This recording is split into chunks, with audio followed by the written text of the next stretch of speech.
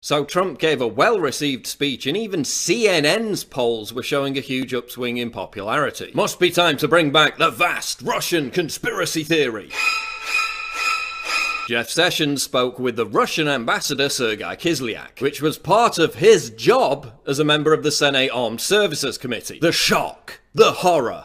How dare he? I mean, it's not like Russian ambassador Sergei Kislyak visited the Obama White House 22 times. It's not like Russian ambassador Sergei Kislyak sat with and spoke with top Democrats at Trump's speech just a few days ago. But Democrat Claire McCaskill says she never met with a Russian ambassador as a member of the Senate Armed Services Committee, despite back in January 2013 tweeting that she was off to meet the Russian ambassador. And here's a picture of her meeting with the Russian ambassador. I mean, meeting with Russians is just awful. Who would do such a thing? Maybe if Jeff Sessions had just sold 20% of America's uranium to Russia, like Hillary Clinton did in return for a $2 million Clinton Foundation payoff, in addition to a $500,000 check for Bill Clinton giving a speech in Moscow, maybe only then Democrats wouldn't be complaining, because they damn sure didn't complain about that. But Jared Kushner and Michael Flynn met with Russian Ambassador Kislyak in December. Oh my god. Oh wait, even the New York Times says it's, quote, common and not improper for transition officials to meet with foreign officials. But Sessions had to recuse himself, just like Loretta Lynch had to recuse herself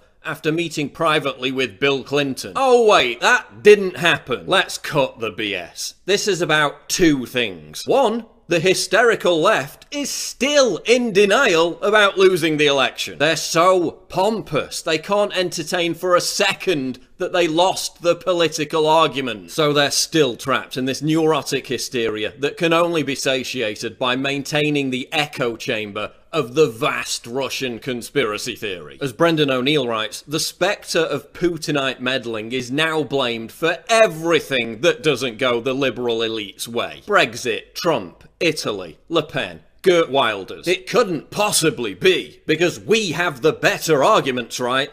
No, it has to be Russian conspiracy theory. This is neo-McCarthyist paranoia, mixed with hysterical self-entitlement and supreme arrogance. The fact remains that despite all the whining, all the hand-wringing, all the delirium, no evidence whatsoever has been presented that Russia hacked the election. No evidence has ever been presented that any of Trump's team had improper meetings with Russians. Nothing. Zip. Nada.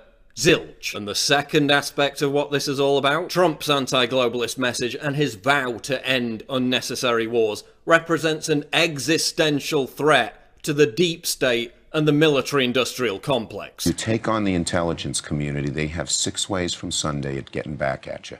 So even for a practical, supposedly hard-nosed businessman, he's being really dumb to do this. That's why partisan intelligence agents keep leaking information.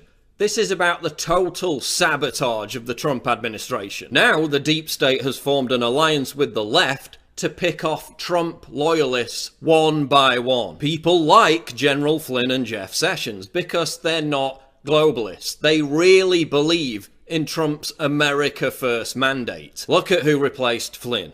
General McMaster, a CFR member and a member of other globalist bodies. Look at who dominates Trump's foreign policy team.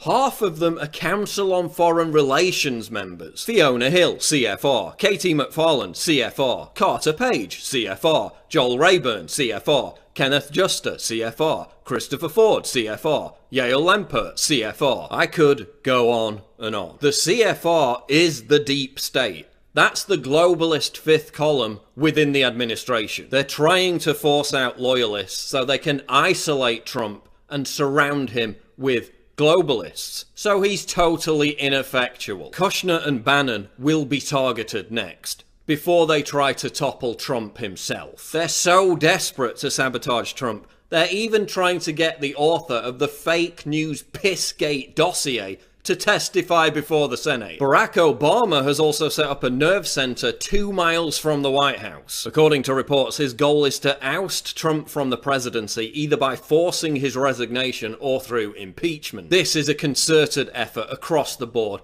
to delegitimize, sabotage, and eventually overthrow the Trump administration. How can Trump counter this? Well, for one, his administration can stop caving and apologizing to deep state bullies and contrived leftist hysteria. Stop treating sellout Republicans and rhinos like John McCain and Marco Rubio with any respect. They don't deserve it. The establishment GOP only knows about apologizing and losing. They have no power. And stop even acknowledging contrived controversies whipped up by the biased fake news media. They're widely hated and their credibility is in the toilet. Polls show that more Americans trust Trump. And above all, purge your administration of this globalist fifth column. There can be no compromise. These people literally want to overthrow a democratically elected government. They don't have the moral high ground. You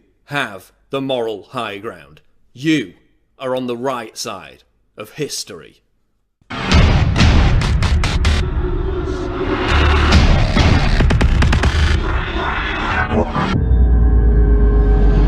Click the link below to subscribe to the channel, and for more breaking news go to Infowars.com. The Making of the President 2016, how Donald Trump orchestrated a revolution. This is the untold story of how Trump defied all the odds to win the presidency. From former Trump confidant Roger Stone, the inside scoop of how Trump rocked the establishment.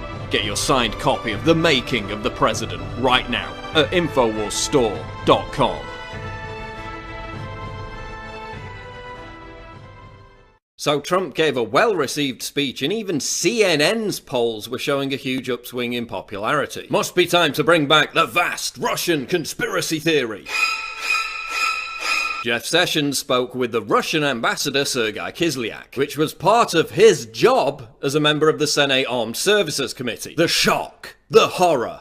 How dare he? I mean, it's not like Russian ambassador Sergei Kislyak visited the Obama White House 22 times. It's not like Russian ambassador Sergei Kislyak sat with and spoke with top Democrats at Trump's speech just a few days ago. But Democrat Claire McCaskill says she